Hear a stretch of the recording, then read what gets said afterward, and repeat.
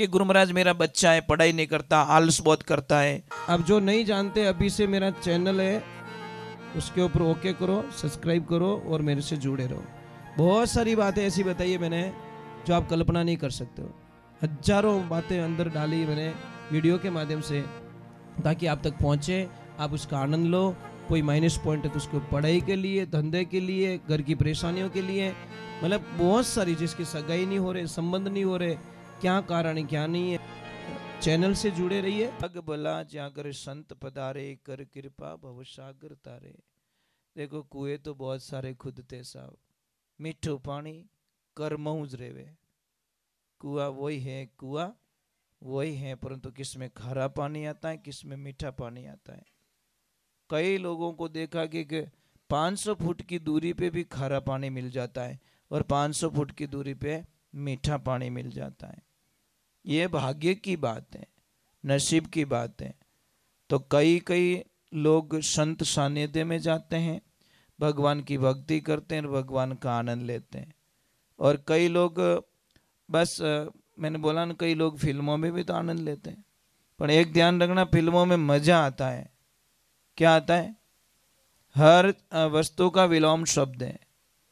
दिन है तो रात है, भाई है तो बहन है, मित्र है तो शत्रु है, माँ है तो पापा है, विलोम शब्द है। परंतु ध्यान रखना, आनंद का कोई विलोम शब्द नहीं है। आनंद से परमानंद बनेगा और परमानंद से ब्रह्मानंद बनेगा, पर आनंद का कोई विलोम शब्द नहीं है। इसलिए आनंद लेना सीखो, मजा लेना बंद करो। मजा थोड़ी देर का होता है, जिंदगियां बर्बाद हो जाती हैं। पर आनंद जो लेता है, इसको कहते हैं हमारा आजीवन रिचार्ज है, लाइफ टाइम रिचार्ज। અને मजो वेलिडिटी रहे, थोड़ी देर रो। ये आजकल मोबाइल में मजा ही तो आवे, आनंद थोड़ी आवे। मोबाइल में पहला तो हाचा एक दूजा ने कहें कि I miss you, I like you, I miss you, I like you. પછી રસ પૂરો ખતમ हो जावे, પછી कहीं के आई हेट यू नहीं, आई होट यू। क्यों खत्म हो गया रस? वैलिडिटी इतनी थी, रिचार्ज छोटा ही था। और प्यार का रिचार्ज कितना छोटा होता है, प्रेम का रिचार्ज जिंदगी भर का होता है। जो प्रेम और प्यार दोनों, देखो प्रेम को कलंक लगा दिया लोगों ने। प्रेम और प्यार, प्रेम तो हम अपने भाई से कर सकते हैं, प्रेम अपनी माँ से कर सकते हैं, प्रेम अपनी बहन से कर सकते हैं, प्रेम अपने पापा से कर सकते हैं, प्रेम भगवान से कर सकते हैं। ये प्यार प्यार का लफड़ा गलत है। मैंने बोला नहीं, वो है या उनका काम है कि मतलब को नहीं धरिया। और जो इनमें पड़ गया, उन्होंने पहला पूछो, नींद री गोलियां लेनी पड़े तो ही नींद नहीं आवे, क्योंकि लपड़ो करियोड़ो महाराज। પછી કે इनके ठा पड़ गई तो न पड़ेगा ही पड़ जावे। ये तो कारण होता है हमारा। अपने देसी भाषा में कहीं कि कोई लो खाई कालो मुंडो होई, सीधो हिसाब है। अरे प्रेम करो यार भगवान से। एक कोई लड़की थी सेठ जी की, बहुत मतलब बहुत पैसा उस बच्ची के पास में, एक की बच्ची थी। तो उस लड़की को बोला कि बेटा अब तू शादी लायक हो गई है, शादी कर ले। तो उस लड़की ने बोला, भाई पापा जब लड़का पसंद आएगा तो मैं ओके कर दूंगी, आप लाते रहो, मैं देखती रहूंगी, जब ओके हो जाएगा तो। अब महाराज वर्षों बीत गई, 2-3 साल तक पिताजी बोले मारी माँ अबे तो कोई तो पसंद कर ले। मैं नजदीक नजदीक हगड़ा ही छोरा बुलाए दिया हूँ। तो वो लड़की बोली, गुरुजी पापा इन 3 लड़कों को यहाँ रोक लो, ये तीनों लड़के मेरे को पसंद है, पर तीनों में से एक को मैं शादी करूंगी, वो भी थोड़ा दिन का टाइम दो मुझे। अब जैसे ही भाई कि कल तो डिसीजन होने वाला है कि किस लड़के के साथ में ये शादी करेगी, और रात को ही वो लड़की मर गई। साइलेंट हार्ट अटैक का एक लड़की मर गई। वो तीनों लड़के भी उस लड़की को इतना प्रेम करते थे, इतना प्रेम करते थे। तीनों के एक ही भाव था कि लड़की मेरी पत्नी बनेगी, बस मैं इसके बिना नहीं रह सकता, मैं इसके बिना नहीं रह सकता।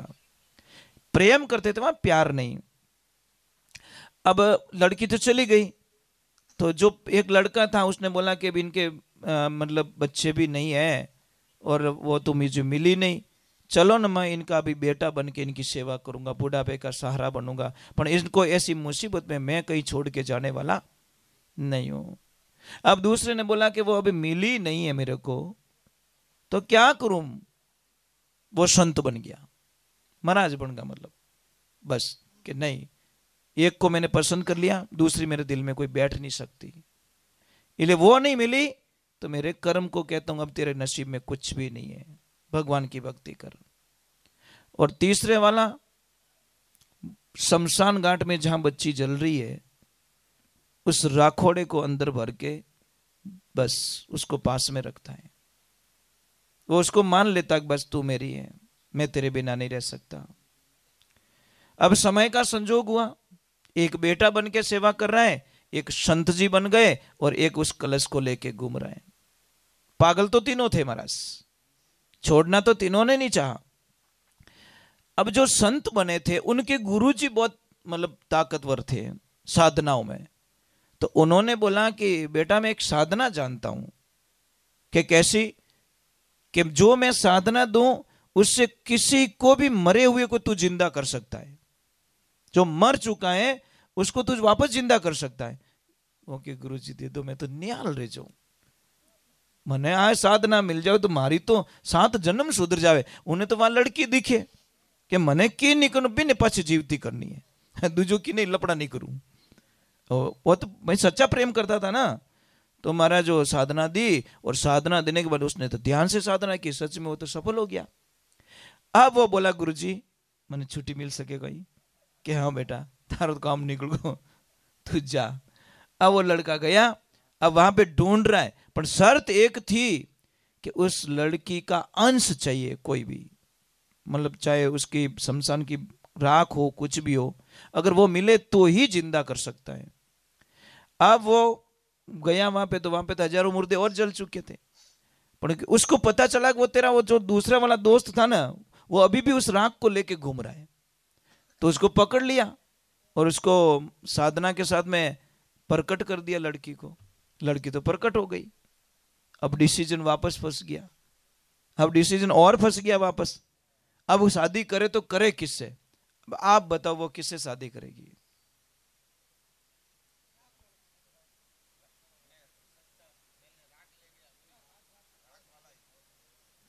नहीं, आपका अंदाज तो सही जा रहा है, क्योंकि पहले वाला तो बेटा बन गया, तो वो तो उसका भाई हो गया। भाई पहले वाला बोटा मैं बेटा बन के काम कर रहा हूं, तो वो तो भाई हो गया। दूसरे वाले ने उसको छोड़ दिया और महाराज जी बन गए, और जो प्राण देता है, जन्म देता है, वो तो पिता के समान हो गया।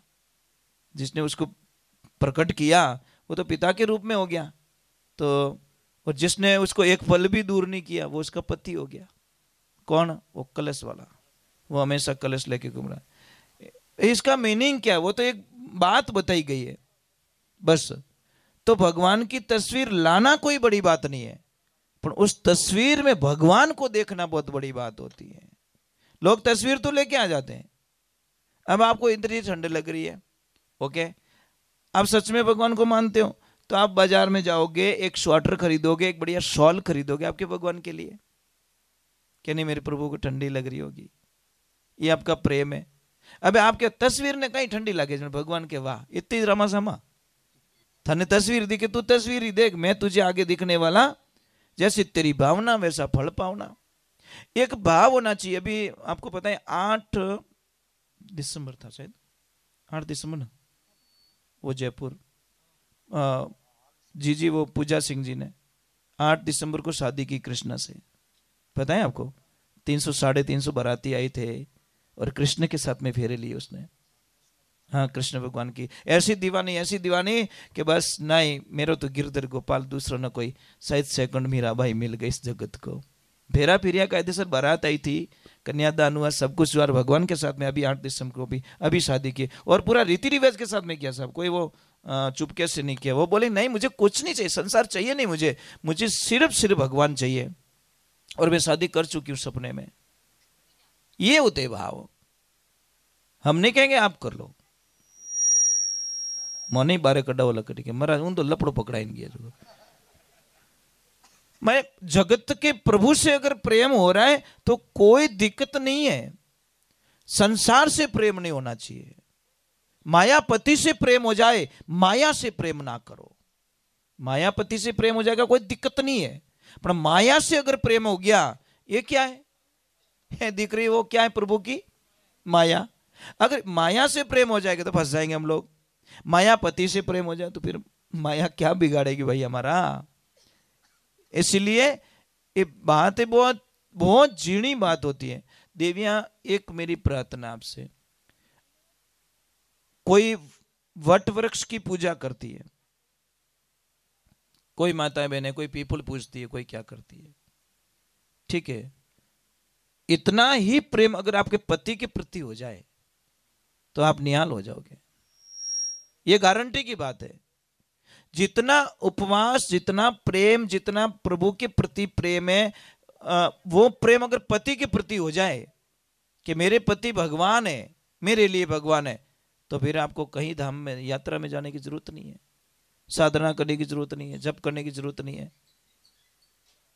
परंतु क्या करे मला, किसको समझाए ये बातें।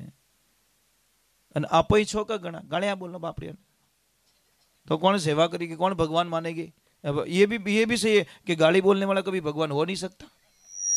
भगवान गालियां थोड़ी बोलते हैं भाई, उस लायक तो बनो यार।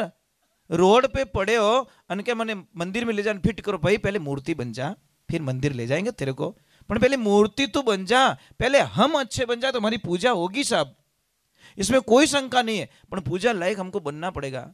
अब तीसरी पट पर क्या डॉक्टर पढ़ को क्या नो मारनो, मतलब जिंदे को मुर्दा बनाएगा क्या? समझ में आ रहा है कि नहीं आ रहा है? तो पहले डिग्री तो हासिल कर लो, सर्टिफिकेट तो मिल जाए आपको, तो आपको भगवान मानेंगे। आपका आचरण बदलो, आपके मीठे बोल, आप बढ़िया बोलो, आप इनका वखाण करो। ये जैसे कोई खाना आना बनाए तो आपको बोलना चाहिए, लक्ष्मी जी आपके हाथों का खाना कितना बढ़िया बनता है, पता है आपको, बहुत अच्छा बनाता है। भले ना नहीं भावे तो भावे, पर खा लेना। अब जब चाय पीनी हो तो वखाण करो, अरे लक्ष्मी जी आपके हाथ की चाय बिना मेरा मूड ही नहीं बनता, आप तो चाय पिला दो बस, आपके हाथों की चाय जादू है। भले ने पानी जड़ी लगे, अपने बाप को कहीं जावे। अरे अगले का दिल जीतना है, जीत लो यार। ये जब साड़ी आड़ी कुछ पहने, ड्रेस पहने, तो कहीं कहना वाह कहीं जचे, भले ना जचे, अपने क्या लेन देना। बोल दिया, अगले को संतुष्ट हो गए, अगला बोला कोई वखाण नहीं करिया, ए तो वखाण करिया।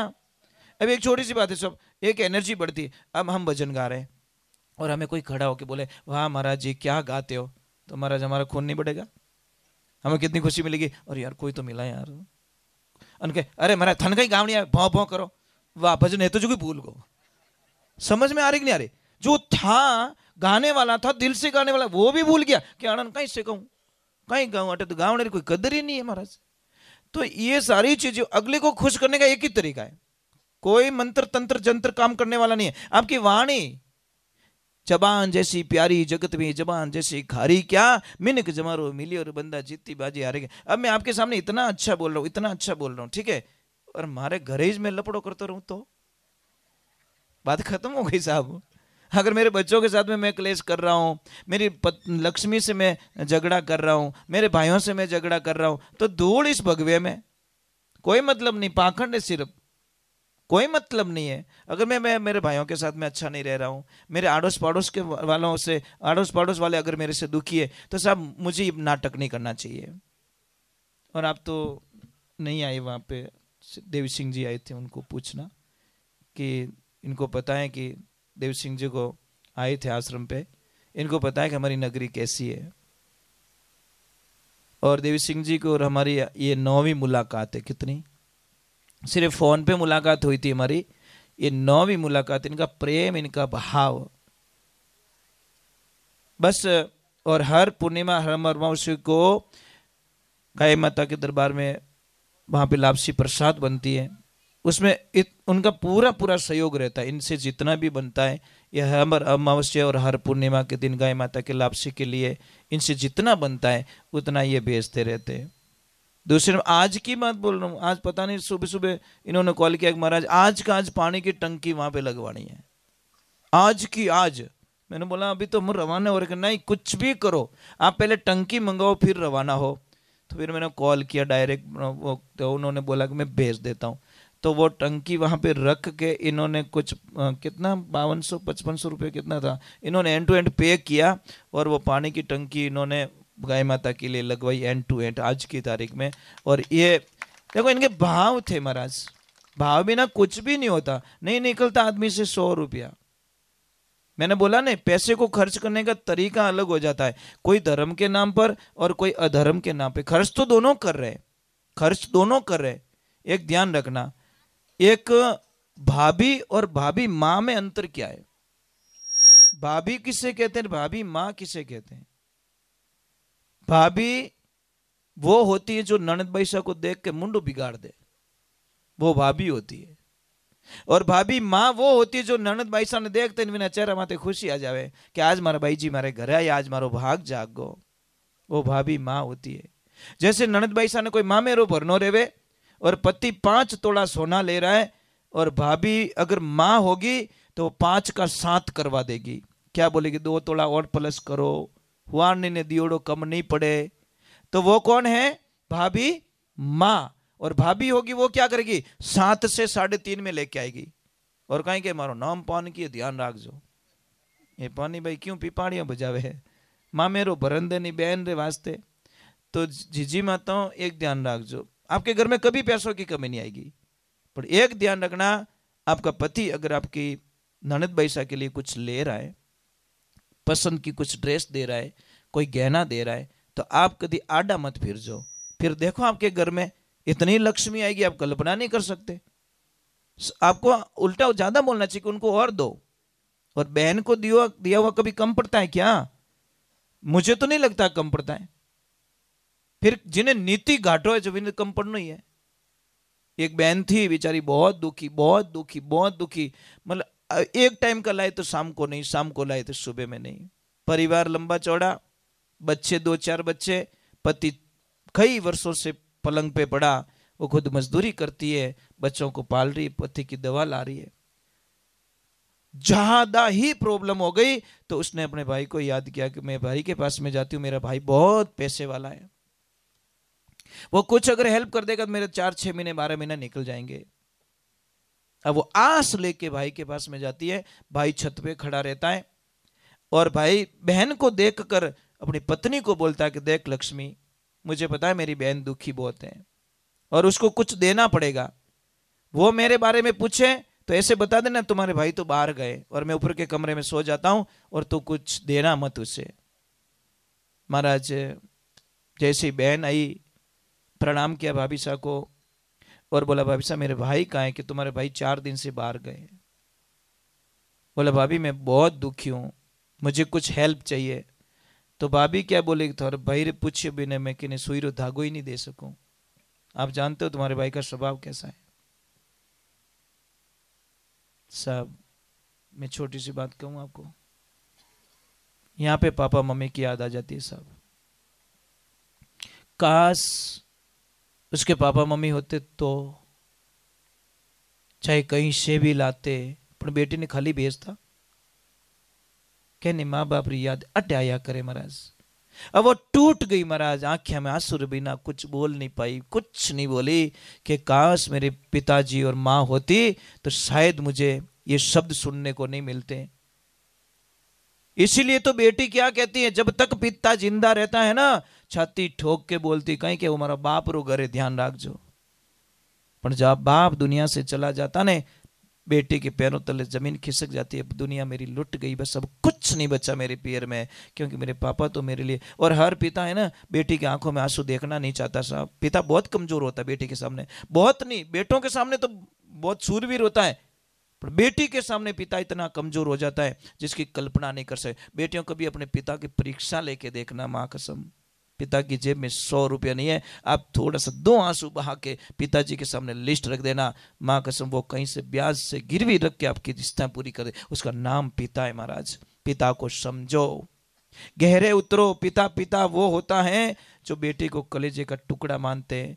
अब वो बेटी ने बोला बस मेरे दिन चले गए, अब मुझे वापस निकल जाना चाहिए। आस लेके आई थी, बड़ी निराश हो गई, पर जैसे बाहर निकली साहब, धरती ने बीज नहीं खोया, ध्यान रखना, धरती ने बीज नहीं खोया। सामने वाले चबूतरे पे एक भाई बैठा, वो बोले जी क्यों रो रहे हो? कि भाई मैं बड़ी आस लेके मेरे भाई के पास में आई थी, पर मेरा भाई यहाँ पे नहीं है, मेरी भाभी ने कुछ दिया नहीं। तो उस भाई ने क्या बोला देखना, उस भाई ने बोला कि बहन मैं तारी जाति रो भाई को नहीं, मैं थारे खून रो भाई को नहीं, पण गैली तारा गांव रो तो भाई हूं। तेरे गांव का भी तो भाई होता है ना। अरे वो भाई बाहर गया तो क्या हुआ, ये भाई तो यहीं बैठा है, बोल थारे कई चीजें। अंदर आवाज लगी, लक्ष्मी जी पैसा आया है। हमारी जीजी ने कहीं कहीं चीजें, जितनी चीजें जो कुछ चीजा दे दो। लक्ष्मी मिले तो ऐसी मिले कि भाई जी आपकी आंखों में आंसू। अरे हम बैठे हैं ना, जिसका कोई खून का रिश्ता नहीं, कोई समाज का रिश्ता नहीं, कोई लेवल का रिश्ता नहीं, उसने तुरंत बैलगाड़ी मंगाई और थोड़ा अन्न दे दिया, थोड़ा बिस्तर दे दिया, थोड़ा खाने का दे दिया, थोड़ा सामान दे दिया, पैसे दे दिए, और बेटे को बोला कि जा बेटा बुआ जी को घर पे सही सलामत छोड़ के आना। जैसे ही बेटा जाता है, परंतु पीछे से दोनों पति पत्नी आवाज करते हैं कि कहीं बुआ जी ने, बहन ने भोजन बना के बेटे को खिला दिया और बेटे ने बदले में कुछ नहीं दिया तो हमारा पुण्य खत्म हो जाएगा। पर 2 दिन हुए, बेटा जब वापस आता पैदल आ रहा है अकेला ही। बेटे को पूछा, बेटा बैलगाड़ी कहाँ है, बैलगाड़ी कहाँ है? कि पापा बुआ जी ने मुझे भोजन जिमाया, मैंने मेरी जेब चेक की, रुपयो निकलियो को नहीं, तो मैं उस भोजन के बदले में बैलगाड़ो दी आयो, मैं तो दे दिया मैंने।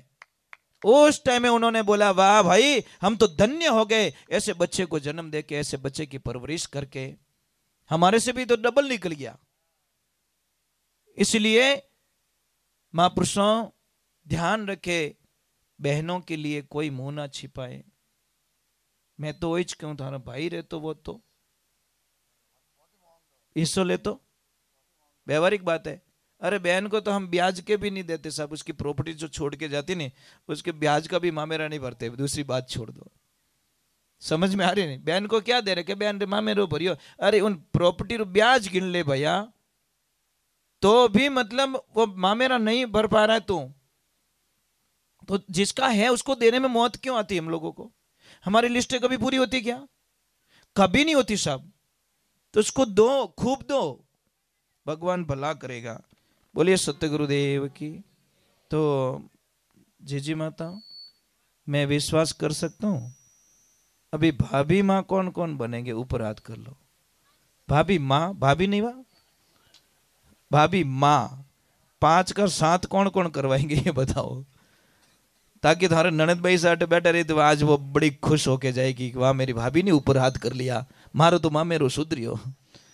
कम से कम उनके आने वाले 2-3 साल तो अच्छे निकल जाएंगे। जब तक शादी नहीं होगी तब तक तो अच्छी पॉजिटिविटी में निकालेंगे। मारे भाभी उस हाथ करियो, इन मतलब मारे थाल पड़ी। भाई भाई किसकी सहायता करो या मत करो, बोल तो दो कि काम पड़े जने याद कर जाए। हो सकता है 2-3 महीने उसके अच्छे निकल गए। भाई एक छोटी सी बात है, ये भी एक जिंदगी की एनर्जी प्रोवाइड करना भी बहुत बड़ी हालत होती है। तो आप लोगों से मेरा निवेदन है कि इंसान बन के जिएंगे तो है आनंद, और नहीं तो पछे थारी मारी मनवा नहीं विचारी रे, थारी मारी करता हूं बरबित कई सारी। और बहुत खुशी मिल रही है, बच्चे लोग भी बैठे हैं। बेटा समझ में आ रहा है मैं कुछ बोल रहा हूँ? ठंडा पड़े, हमारी भाषा ठा पड़े कि नहीं पड़े पहला तो कहो, थोड़ा चेंज है ना, चलेगा कोई बात। आप तो आधी गुजराती बोलते हो आप लोग, थोड़ा थोड़ा आपका कॉम्बिनेशन गुजरात का है, थोड़ा अमुक शब्द बोलते हैं गुजरात के। आप नजदीक है क्या? हाँ कुछ भी हो, मतलब कुछ न कुछ आपका ले जा थोड़ा आ जाता उधर का। हाँ कुछ न कुछ नहीं नहीं, अमुक अमुक शब्द कोई बात नहीं, अपना बहुत अच्छा लगता है, मतलब बहुत अच्छा नहीं, कोई बात नहीं, अपने खिचड़ी चौकी बने। बोलिए सत्य गुरुदेव की। बच्चों में पढ़ाई के लिए इस अगले भजन के बाद में बताता हूं। कहते हैं कि तने के गागर में सागर भर दिया आपने, तो रियलिटी होती है ना कि नई एक बात है कि विष होता ना, विष अगर एक आदमी पीता है तो वो एक ही आदमी मरता है, और शब्द रूपी विष अगर किसी ने कान में पी लिया तो पूरी समाज का विनाश कर देता है। फर्क इतना ही पड़ता है साहब। कानों में अगर जहर चला गया तो कितने लोगों को बर्बाद कर देगा। इसलिए अमृत और कथा अमृत में यही फर्क है। अमृत पीने वाला एक अमर होता है, और कथा का अमृत पी ले तो सबको अमृत कर लेता है वो। यही आनंद। और कथा में नया क्या है? कथा में व्यथा खत्म होती है, उसी को कथा कहते हैं। साहब जी एक बात का ध्यान रखना, बहुत ही कड़वा है कि आप किसी को भी खुद की कथा सुनाओ, खुद की बात सुनाओ, एक दिन सुनेगा, 2 दिन सुनेगा, 3 दिन सुनेगा, 4 दिन सुनेगा, पछ के मारा बाप चुप रह जा, बहुत सुन लिया। डेली यही प्रॉब्लम है तेरी, तू रोज ही वही सुनाता है। और रोज तुम कथा सुना के देखो, कथा से कभी जी नहीं भरता साहब। ना कथा सुनाने वाले थके हैं और ना सुनने वाले थके हैं। ये ब्रह्मांड जब से शुरू हुआ तब तक कथा, हरि हरि अनंत, हरि कथा अनंत। न तो सुनने वाले आज दिन तक थके हैं साहब इस मैदान में, और न सुनाने वाले थके हैं। यही तो कथा का आनंद है। आप गीता डेली पढ़ के देखो, नित नया एनर्जी प्रोवाइड होगी, नित नहीं मिलेगी। ऐसा लग रहा है मैं तो आज ही पहली बार पढ़ रहा हूं, जबकि गीता डेली पढ़ते हैं हम, भागवत डेली सुनते हैं, तो ऐसा लग रहा है कि नहीं मैं तो आज ही सुन रहा हूं। यही तो भगवान की कथा में आनंद आता है। इसलिए ध्यान रखने के थोड़ा, ये तो धुआं हो रहा है सब, धुआं तकलीफ दे रहा है। बाय दी बाड़ी कहीं, अच्छा बाटी है कि कहीं, आई बात सही है। तो बाटी बंद करा दो लारे बची कहीं, थोड़ा धुआं कम कर जो बाबूजी, बोले कहीं मारे आडो दियो। ज़्यादा सत्संग लॉन्ग नहीं चलेगी, थोड़ी देर और चलेगी, फिर आरती कर देंगे, ठीक है। घबराना मत, टेंशन मत करना, क्योंकि मैं ज़्यादा ओवरफ्लो कोई चीज़ को करता नहीं हूँ। बोझ जितो ही देनो, जितो ऊंचे, नहीं तो अटो जोश में तो ले लेने आगे जान ठोकर कर हेटो, तो है तो जो कोई टोलाए दियो कहीं काम रो महाराज। देख सत्संग थोड़ी सी सुनो, परंतु उसके ऊपर मंथन करो आप। देखो पका हुआ बीज तो एक मुट्ठी गणो, हड़ियोड़ो बीज बोरी भरी उपाय दो तो उगणालो। हम सत्संग को कम से कम शब्दों में क्लोज करना चाहते हैं ताकि आपको याद रहे और इजीली। साहब जी आपका नाम प्रभु? रमेश जी। मैं कोशिश करता हूँ सरल भाषा का थोड़ा उपयोग करता हूँ ताकि बच्चों को समझ में आ जाए, एक जो नहीं समझने वाले उनको भी समझ में आ जाए। इजीली भाषा का कोशिश करता हूँ। मेरा टारगेट यही रहता है कि मैं कितना सरल बोलूँ, हार्ड नहीं, बहुत सरल तरीके से, ताकि किसी को भी वो शब्द समझ आए। क्योंकि जो पढ़ा लिखा है, होशियार है, उनको तो तर्क समझ में आ जाएगा, पर जो नहीं पढ़े, कभी स्कूल नहीं गए, तो उनके सामने अगर वो चीज़ बात करूँगा तो समझ में आएगा नहीं। तो हमारी कोशिश यही रहती है कि हम इजीली भाषा का। गौ मात की। और एक थोड़ा मैं कीर्तन कर लेता हूँ, फिर आगे की तरफ थोड़ा सत्संग का आनंद लेंगे। सत्संग की महिमा के अंदर गुरु महिमा की थी हम लोगों ने, अभी सत्संग महिमा में प्रवेश कर रहे हैं हम लोग। क्योंकि एक कर्म होता है और एक सबसे बढ़िया बात यहाँ पे क्या लग रही है, एक अनुशासन जो यहाँ का लग रहा है ना, ये रमेश भाई साहब बहुत अच्छा लग रहा है। अनुशासन मतलब सत्संग की मर्यादा इसी को कहते हैं लोग। सत्संग करवाना कोई बड़ी बात नहीं है, पर सत्संग में अनुशासन के तरीके से अगर हम लोग रहेंगे तो ये बच्चे फॉलो करेंगे, नहीं तो कुछ भी नहीं होगा।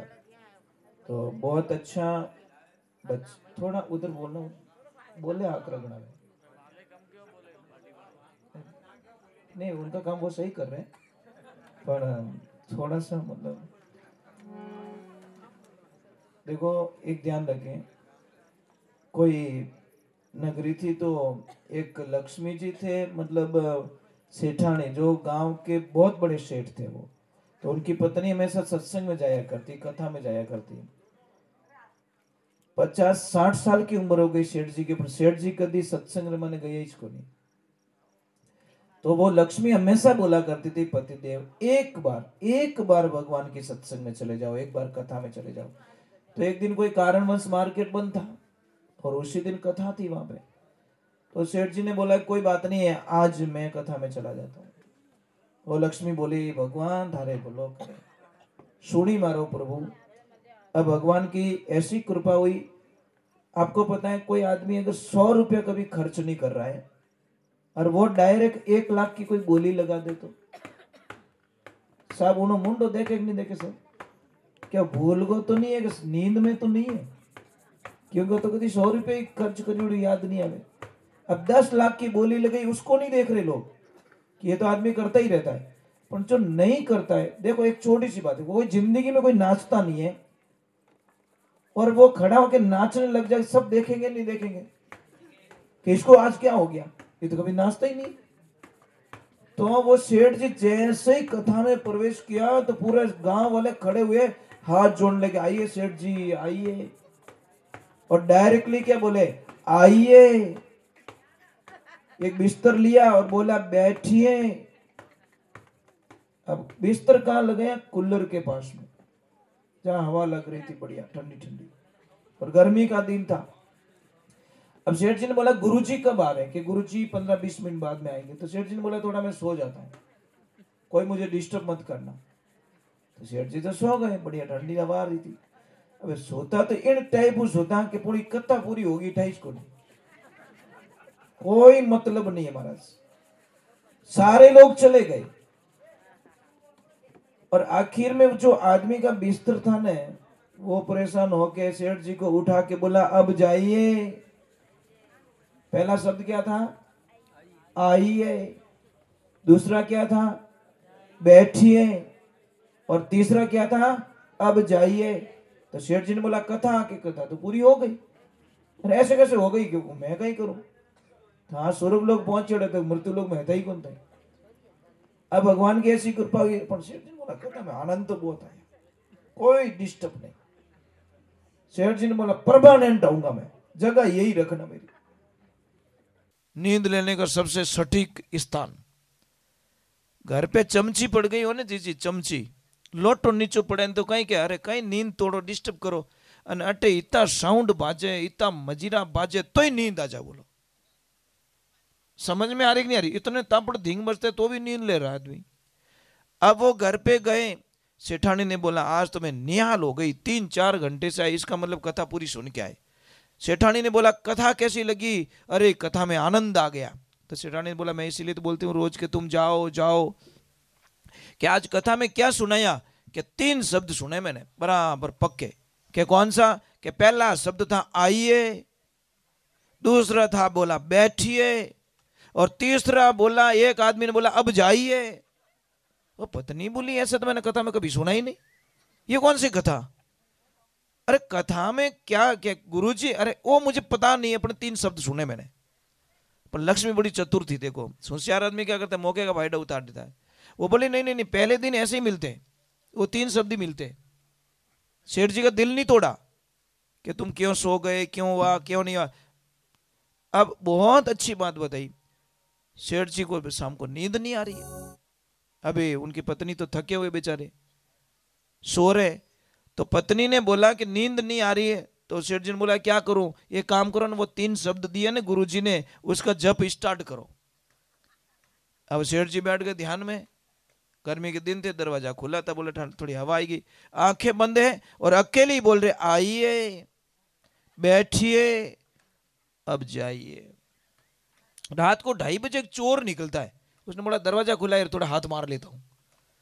जैसे ही अंदर एंटर हुआ और सेठ जी के मुखार बिन से निकला का आइए, चोर ने बोला मरवा दिया, इन्होंने तो देख लिया। बाद में बोला बैठिए, चोर ने बोला ये तो बैठने का बोल रहा है। अब चोर बैक साइड में निकला तो सेठ जी वापस बोले अब जाइए। चोर ने बोला कि काम गड़बड़ हो गया, पहचान लिया, कल पंचायती होगी, जितनी चोरियां कई खोलनी पड़ेगी। वो चोर ने बोला जो है दे दो, मुंडो तो बंद करना पड़ी।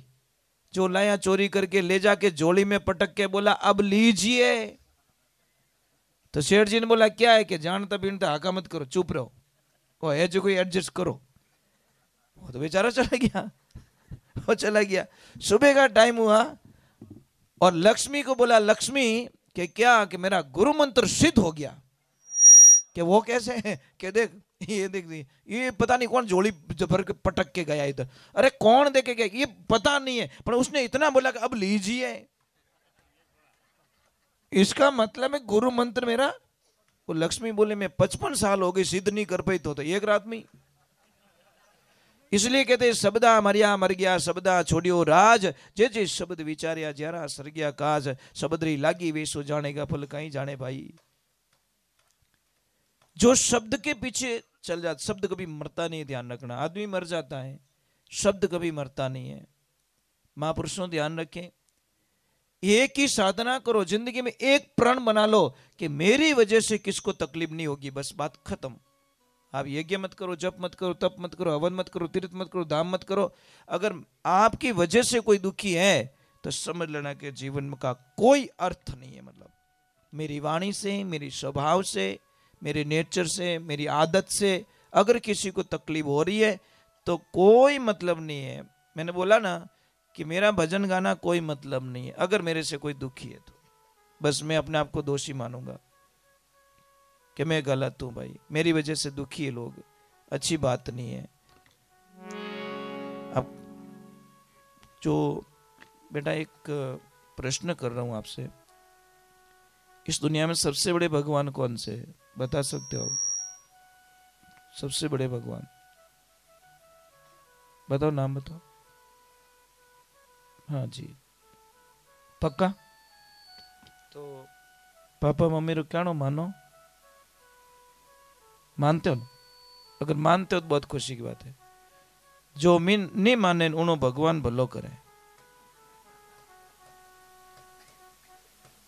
आज देखिए, मैं रात को साहब जी सत्संग में गया, रमेश जी बाली में, तो सत्संग शुरू की थी किने, मैं स्नान करके ही बैठता हूँ सत्संग में, मुझे वर्षों बीत गए, मैं सत्संग में आरती तक खड़ा नहीं होता, सत्संग में कभी पानी नहीं पीता, 40 वर्ष हो गए कभी पानी नहीं पिया, सत्संग के अंदर ये बिल्कुल अलाउ नहीं है।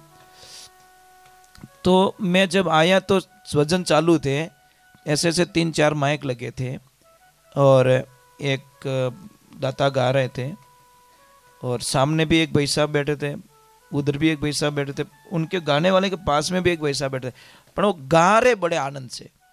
मुझे बड़ा अच्छा लगा, मैं क्या सत्संग तो बहुत अच्छी हो रही है। तो जब भजन पूरा हुआ तो उन्होंने बोला गुरुजी आप गाइए। तो मैंने थोड़ा उनका परिचय पूछा, मैं कि यार आपका जो मंडली है ना, जो आपका मंडली है ना, ये बहुत अच्छी मंडली है साहब। इस दृश्य को आप बात सुनोगे ना आपको अजीब सा लगेगा। मैंने बोला आपका कॉम्बिनेशन बहुत अच्छा है। मैं ये भाई साहब हुंकारो बढ़िया देवे, ए लारे लारे गावे बढ़िया है, ए थारे जेलो बढ़िया राखे। के गुरुदेव ये मेरा बेटा है, ये मेरा बेटा है, ये मेरा सबसे बड़ा बेटा है, वो वकील साहब है, वो इंजीनियर साहब है, 6 बेटे एक डॉक्टर हैं, 6 के 6 सरकारी जॉब में, पर भजन हम सब बाप बेटे एक साथ में गाते हैं। साहब जी भर गया वास्तव में, क्या संस्कार दिए उन्होंने, इतने बड़े पद पा लिए। पर पिताजी की एक बात आई, कई लोग मुझे एक चर्चा करते, मैं भैंस का दुश्मन नहीं हूं ध्यान रखना, परंतु कई लोग मुझे प्रश्न करते कि गुरु महाराज मेरा बच्चा है, पढ़ाई नहीं करता, आलस बहुत करता है, कहना नहीं मानता और दिमाग बहुत कमजोर है। तो मैं एक ही चीज पूछता हूं, भाई दूध किसका पिलाते हो आप? तो बोले भैंस का। तो भाई इसका इलाज मेरे पास में नहीं है, आई एम सॉरी, मैं इसका इलाज नहीं कर सकता। क्या कारण बताओ? कि कारण यही है कि गाय माता जब बछड़ी को जन्म देती है तो कहीं कहूँ बछड़ो कहूँ, पछे कहूँ टोगड़ियो, पछे कहूँ नारकियो, पछे कहूँ बलद, कितना रूप रिया? 4 रिया। और भैंस जिस दिन पाडे को जन्म दिया उन दिन पाडो मरियो, जितनी पाडो ही रियो, कोई फर्क नहीं पड़ियो महाराज, कोई चेंजिंग नहीं। हाँ पाडो ही पाडो रियो, इन्हों कोई दूसरा नाम आयो बीच में की को नहीं आयो। दूसरे नंबर भैंस के पाडे को देखना, दूध पीते ही एक तरफ जाके सो जाएगा, बोले माँ क्या नाक बबड़े तो उड़ावे को नहीं, इतना आलस आएगा क्योंकि दूध में फैट होता है और ज्यादा फैट होता है, आलस आएगा और वो सो जाता है। गाय के बछड़े को देखना आप, 10-15-20 मिनट आधा घंटा हाथ ही नहीं आवे, दूध पिया करे पूछड़ो ऊंचो टावर एंटीना, और माँ कसम बच्चे थोड़ी देर तो मिलते ही नहीं, पकड़ में ही नहीं आते, वो दूध पच जाता। तीसरे नंबर देखना, 10 भैंस के बीच में एक भैंस के बच्चे को छोड़ देना, वो 8 भैंस की लात खाएगा। वो क्या सोचा, यही मेरी माँ हो सकती है, यही हो सकती है, तब जाके भैंस के पास में पहुंचेगा। और गाय के बछड़े को 100 गाय के बीच में छोड़ना साहब, विथिन 30 सेकंड के अंदर अपनी माँ को ढूंढ निकालेगा। समझने में थोड़ा समझिए, गहरे समझिए आप। गाय क्या है समझ लीजिए। अब चौथे नंबर की बहुत अच्छी बात बता रहा हूं। एक अनजान गाय को आप एक रोटी देना, गुड़ और रोटी देना, टाइम लिख देना, सेकंड डे उसी टाइम को वो गैया मैया वहां पे आ जाएगी। और भैंस को बादाम का हलवा खिला देना।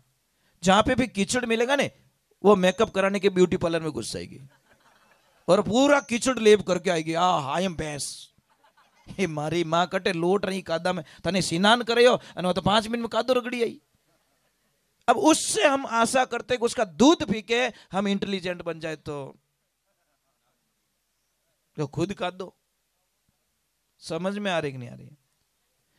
अब इसीलिए, और एक बहुत अच्छी बात, भैंस को गाय को 100 किलोमीटर दूर ले जाना आप और छोड़ के आ जाना, गाय वापस घर पे आ जाएगी। और भैंस को सिर्फ 3 किलोमीटर दूर ले जाना, छोड़ देना। वो भैंस सोचेगी मैं आई कहां से।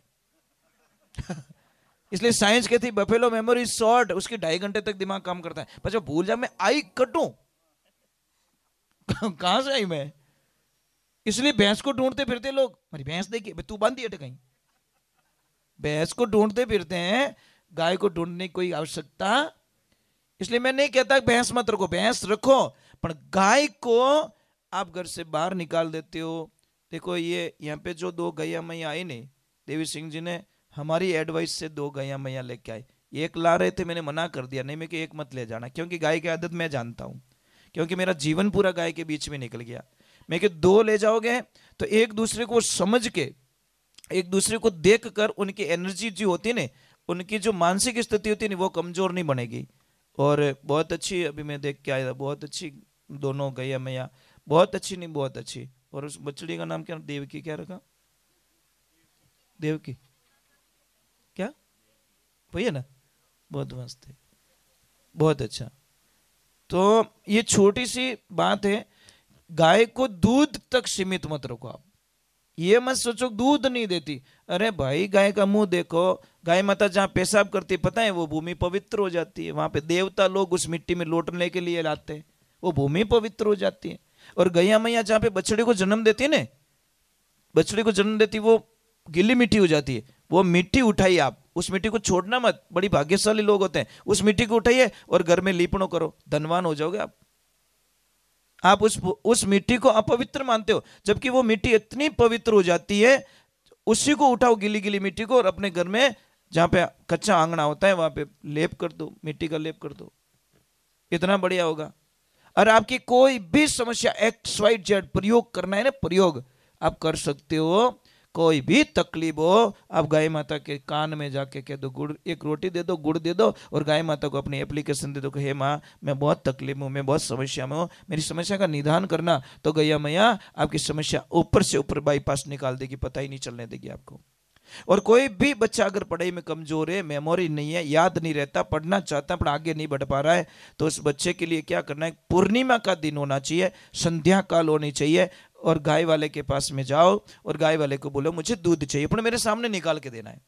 पहले निकाला हुआ दूध नहीं चाहिए गाय का, मेरे सामने बछड़े को छोड़ो, जब बछड़ा दूध पिएगा फिर गाय दूध देगी, तो आगे वाले जो थन है वो दूध निकलवाइए आप, पीछे वाले का नहीं, आगे वाले दोनों थन का दूध निकलवाओ और घर पे लाओ, उसकी खीर बनाओ, ड्राई फ्रूट डाल दो, जो भी डालना है, खीर बना के 2 से 3 घंटे तक उस खीर को मतलब चंद्रमा के प्रकाश में रखना, उसका मेल करना, कुल मिला के उसकी जो प्रकाश है वो वहां पे पूर्णिमा के दिन उसके ऊपर पड़ना, फिर उस बच्चे को खिलाओ। आप मना करोगे तो भी बच्चा जबरदस्ती पढ़ेगा, नहीं मुझे पढ़ना है, मुझे कुछ करना है, उसके सपने बहुत बड़े हो जाएंगे, नहीं मैं कुछ बनना चाहता हूं, अरे कुछ बनो ना, आपको कोई आइडियल माने, ऐसा करो ना कुछ, ये करिए आप।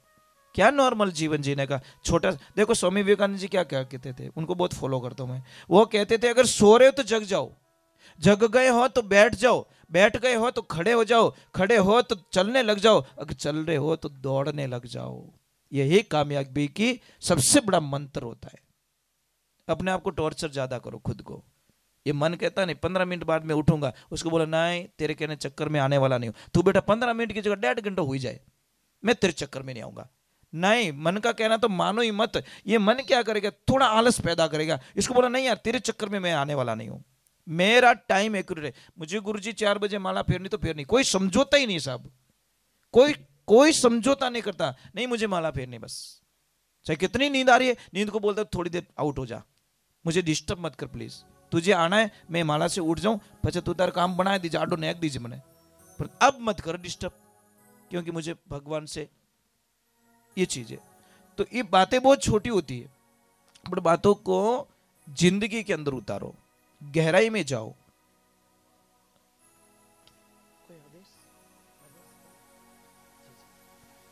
चलो हम भगवान के चरणों में जाते हैं, और ज्यादा नहीं बैठूंगा आपको वहां, शायद मुझे लग रहा है गुरुजी निकल रहे हैं ऐसा अनुभव हो रहा है, शायद थक भी गए होंगे आज, इनके भी यहाँ पे गुरुजी काम बहुत था, ये भी थक गए, मतलब पता नहीं कैसे बैठे हैं, मुझे तो लग रहा था मैं कि 12 बजे तो सब सो जाएंगे अपने, तब हुए ही को नहीं, नींद नहीं आ रही आपको? ठीक है, थोड़ी देर तो और बैठ जाओ, थोड़ी देर और बैठोगे ना। नवयुग मंडल कैसे हो, मैं आपके लिए कुछ अच्छी बात बताऊंगा, ठीक है? आगे बढ़ने का मेरे पास है नहीं, मैं बच्चों पे ज्यादा ध्यान देता हूँ, मेरा रमेश भाई साहब ज्यादा से ज्यादा 90% मेरा बच्चों पे ध्यान रहता है। मने ठाए कि बन बूढ़ा बूढ़ा ने कहूँ चिलम छोड़ दो, ये छोड़ने वाला है को नहीं, इनका दवड़िया मैं अणन छोड़ू को नहीं, मैं टाबर माते ध्यान दूं, भाई टाबर था मती हीक जो, समझ में आ रही नहीं। अबे नवा रोकड़ा ने पानी पाऊं तो बढ़िया ही लगो, अबे हुकोड़ा ठोटा ले जान टैंकर खाली करूं, महाराज क्या तार पुंडू उजगो कहीं गयो बट कहीं हो तो खोखाल पड़ गई बीच में। तो बुजुर्ग लोगों को बिल्कुल नहीं कहता तुम नशा छोड़ दो, मैं नवयुग मंडल की तरफ ज्यादा ध्यान देता हूँ। आने वाली जो पीढ़ी है, आने वाला देश है, हम आपको सौंप के जाएंगे। जैसे हमारे आजादी के लिए लाखों लोगों ने अपनी गर्दनें कटवा के ये मातृभूमि हमको समर्पित की, तो हमारा फर्ज बनता है कि आने वाली जो पीढ़ी है वो नशा मुक्त हो, संस्कारवान हो, यही हमारा उद्देश्य रहता है, और करते रहते हैं हम लोग, करते रहते कुछ न कुछ नया नया करते रहते हैं, यही हमारी भावना रहती है। बोलिए सत्य गुरुदेव की, बोलिए माता पिता गुरुदेव की।